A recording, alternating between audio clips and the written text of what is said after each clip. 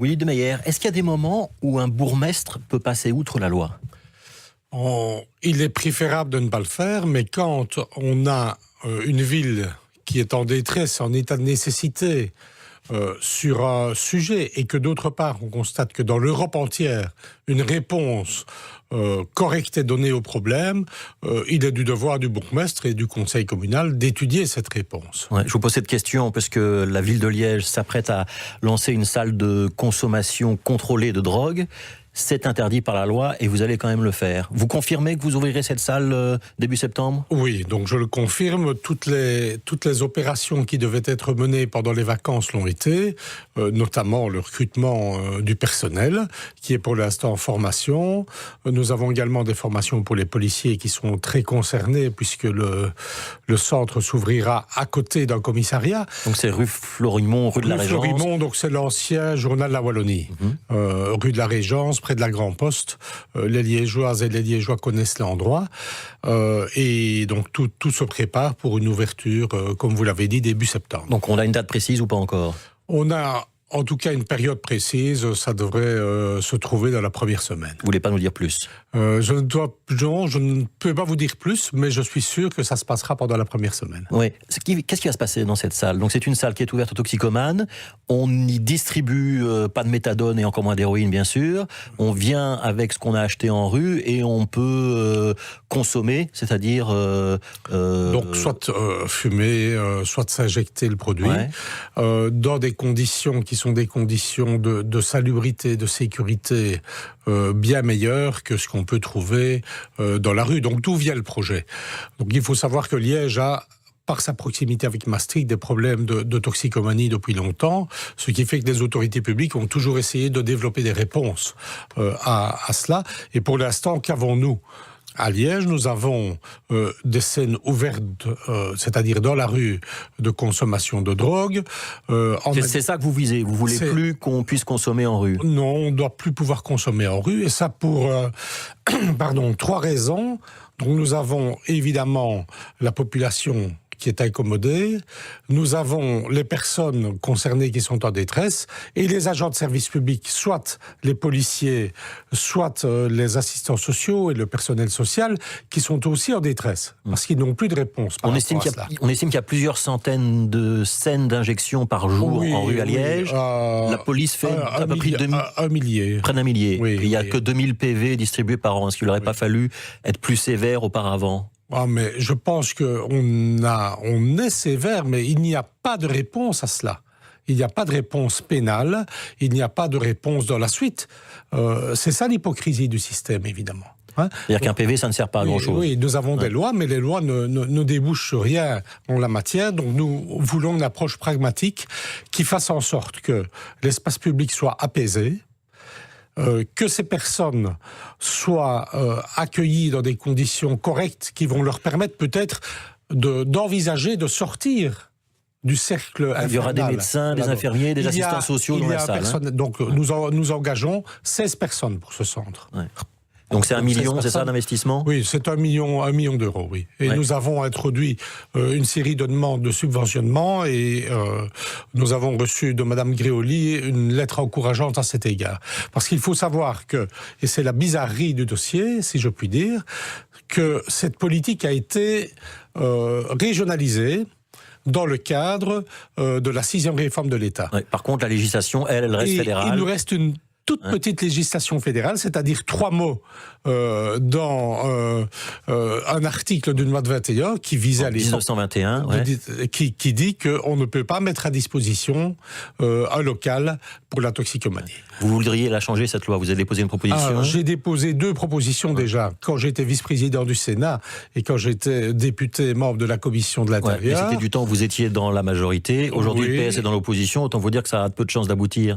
Mais j'ai fait des démarches auprès de la majorité, donc j'ai bien fréquenté pendant longtemps tous ces ministres, donc j'ai vu les ministres concernés, y compris Koen-Gens, et j'ai prévenu que nous allions avancer. Et qu'est-ce qu'il vous a répondu ? Allez-y, monsieur de Meyer, je ne vous enverrai pas la police ? Non, il m'a dit, continuez votre dossier, puisque vous allez mettre devant le fait accompli, et demander que la proposition de loi que vous avez déposée, et qui est toujours pendante, revienne à l'ordre l'ordre du jour et nous verrons bien en septembre. Ouais, mais oui, mais on sait bien que la NVA n'en veut pas, donc que la majorité du gouvernement fédéral n'appuiera pas votre projet. Vous allez un peu dans le mur, non? Non, je crois que la NVA elle-même, à Anvers, a ouvert un dispositif similaire. C'est votre société sœur, la VRT, qui l'a mis en avant. Mais c'est pas tout à fait la même chose. Ça s'appelle le Zorgostel, c'est la consommation dans des appartements. Donc on consomme chez soi. Oui, mais c'est quand même mettre à disposition un appartement. Et le président du CPS d'Anvers dit, on comprend bien que si on ne les laisse pas consommer, ils ne viendront jamais ici. Donc voilà, je crois que ça devrait fonctionner. Et nous avons même une explication et un fondement légal, même si la loi ne change pas. Ouais. Vous voulez pas de l'appellation salle de shoot. Et pourtant, ça va quand même ressembler à ça. Et ça va être appelé comme ça dans le langage courant. Oui, mais nous allons lui trouver, et on le saura début septembre, on va lui trouver un nom. Donc il y aura un autre nom. Il y aura un autre nom. Donc il y a un plan com derrière, si je vous comprends bien. Il y a un plan de communication derrière avec un nom un peu liégeois. Ouais. Dans l'expérience Tadam, on distribuait de la méthadone et on demandait aux toxicomanes qui étaient volontaires de s'engager dans un processus médical. Pourquoi est-ce qu'on ne va pas faire ça à nouveau ? Je pense qu'on devrait le faire à nouveau. Donc c'est un autre processus. Donc ici, ce que nous allons ouvrir début septembre, c'est un dispositif de réduction des risques. C'est-à-dire qu'on n'aura plus de seringues qui vont traîner en rue, on aura des injections qui se feront dans un contexte meilleur, c'est la réduction des risques. Tadam, c'était un dispositif de soins. Donc le produit était donné comme un médicament et les personnes qui se sont prêtées à l'expérience venaient le matin et le soir et ça a porté ses fruits. Entre les prises, oui, cela permettait d'avoir une vie normale. Ouais. Le bilan était positif ? Le bilan était positif et malheureusement nous n'avons pas pu poursuivre, ce qui a donné des problèmes parfois importants aux personnes qui nous avaient fait confiance. Pour que ça marche, il faut convaincre les toxicomanes. Ça veut dire que vous allez demander à votre police de ne pas trop surveiller ou contrôler aux abords de la salle en question ? C'est l'inverse. C'est l'inverse. On va demander que l'ensemble des personnes qui consomment soient dirigées vers la salle. Et on va faire en sorte qu'il n'y ait pas de troubles autour de la salle, évidemment. Faute de quoi, les riverains et les commerçants qui sont avec nous risqueraient de nous quitter dans le consensus. Donc les policiers orienteront les toxicomanes vers le lieu. Tout à fait. Ouais. Est-ce que vous ne craignez pas que ça crée malgré tout un appel d'air et qu'on se dise « Ah bah tiens, à Liège, il y a un lieu où on peut consommer et que ça attire des toxicomanes, encore plus de toxicomanes dans la cité » ? Je ne le pense pas. Et sur quoi est-ce que je m'appuie pour le dire ? Sur les études internationales. Ouais. Donc, nous sommes ici, la Belgique est clairement rétrograde dans ce dossier, puisque... Il n'y a que 8 pays en Europe qui le font. 8 pays, mais les 8 pays de la vieille Europe. C'est-à-dire les pays qui nous ressemblent le plus. 8 pays, il y a 68 villes et 90 salles. Ouais. Donc c'est un dispositif qui... à la fois est répandu et a montré tous les côtés positifs. Oui, pourtant, il y a eu des expériences. Hein. Enfin, ça existe notamment à Strasbourg, en France, il y a une expérience à Paris. Ça a commencé en Suisse dans les années 90, et pourtant en Suisse, il y a quand même eu énormément de politique, et les riverains n'ont pas tous été ravis. Non, mais ça, ce sont deux gestions différentes. Vous avez à la fois la gestion de la salle, puis vous avez la gestion de l'environnement de la salle.